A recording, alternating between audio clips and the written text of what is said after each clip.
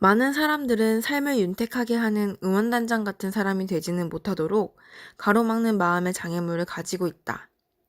리치 디보스처럼 성공적이고 영향력 있는 인물이 되기 위해서는 이러한 장애물을 극복해야 한다. 장애물 첫 번째, 어린 시절의 상처. 좀처럼 따뜻한 격려를 받지 못하고 비판과 비웃음에 지배하는 집안 분위기 속에서 자라난 사람이라면 남을 격려하고 남의 삶을 윤택하게 하는 사람이 되어야 한다는 말 자체가 낯설게 들릴지도 모른다. 자신이 부모에게서 열정적인 응원단장의 모습을 한 번도 보지 못한 사람은 모든 인간이 서로를 격려를 필요로 한다는 사실 자체가 쉽게 납득되지 않을 것이다.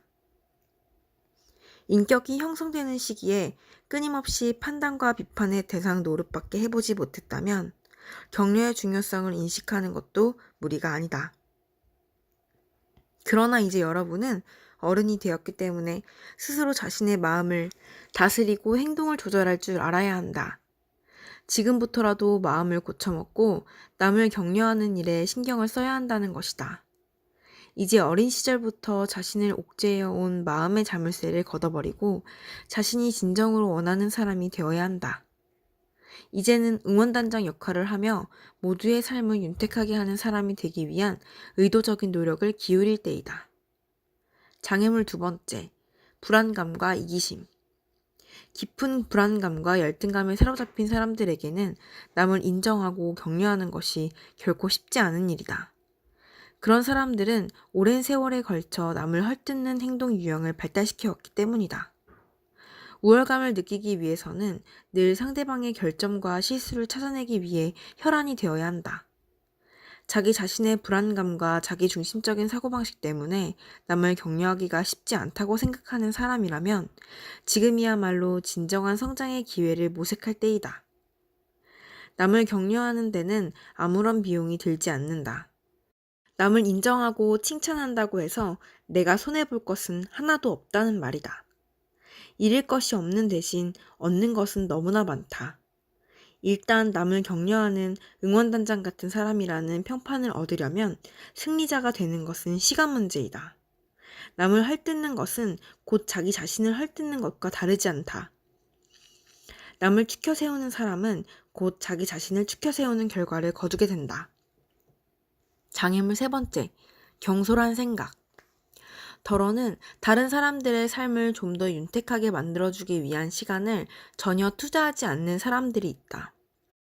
우리는 모두 친절하고 다정한 말을 한마디를 건네는데 혹은 따뜻한 격려가 담긴 쪽지를 한 장을 쓰는데 그리 많은 시간과 수고가 필요하지 않다는 사실을 잘 안다. 그런데도 우리는 이렇게 생각하는 경우가 많다. 지금은 바쁘잖아. 내일 하지 뭐. 사실은 절대 그렇지 않다. 어쩌면 내일은 영원히 오지 않을지도 모른다. 내가 격려하려고 마음먹었던 사람이 내일은 내 곁에 있지 않을지도 모른다. 아니면 나 자신에게 무슨 일이 생길 수도 있다. 그러니 경솔한 생각은 이제 집어치우자. 자꾸 미루기만 하면 아무것도 되지 않는다. 지금 당장 아직 시간이 있을 때 주변 사람을 격려해보자. 리치 디보스는 내가 아는 사람 가운데 가장 신중한 사람이다. 리치의 측근 가운데 한 사람인 질 그르제시악의 말이다. 리치에게 날아드는 각종 요청서와 초대장이 얼마나 많을지는 누구나 상상할 수 있는 일이다. 그 중에서 미시간주에 사는 한 시민 지망생이 출판사를 찾아달라는 부탁을 해온 경우가 유독 기억에 남는다. 그는 세상을 떠난 아들에게 바치는 시집 한 권 분량의 시를 쓴 남자였다. 시집을 출간하여 자신이 사는 지역과 교회에서 판매하고 수익금의 일부를 자선사업에 쓰고 싶다는 것이었다. 여러 출판사에 출간 의뢰를 했지만 그때마다 번번이 퇴짜를 맞은 끝에 급기야 디보스 씨에게 원고를 보내기에 이른 것이다. 리치는 아들에 대한 아버지의 절절한 심정이 담긴 그 시를 읽고 큰 감동을 받았다. 그래서 그 원고를 잘 아는 출판사로 보냈는데 그들 역시 별 관심을 보여주지 않았다. 결국 리치는 그 시집의 자비 출판을 도와주었다. 아마 대부분의 사람들은 그 시인 지망생에게 도와드리지 못해 유감입니다 라는 말을 했을 테지만 디보스는 자신이 직접 나서서 그를 도와주었다. 리치디보스가 얼마나 사려 깊은 사람인지 보여주는 좋은 사례가 아닐 수 없다. 장애물 네 번째, 무지. 또 하나의 보편적인 장애물은 남을 어떻게 격려하면 되는지를 모르는 점이다. 어디서부터 시작을 해야 할지, 어떤 말과 행동을 해야 할지 모르겠다고 말하는 사람들의 경우이다. 그런 사람들을 위해 삶을 윤택하게 하는 사람이 될 수 있는 몇 가지 단계를 정리해 보았다.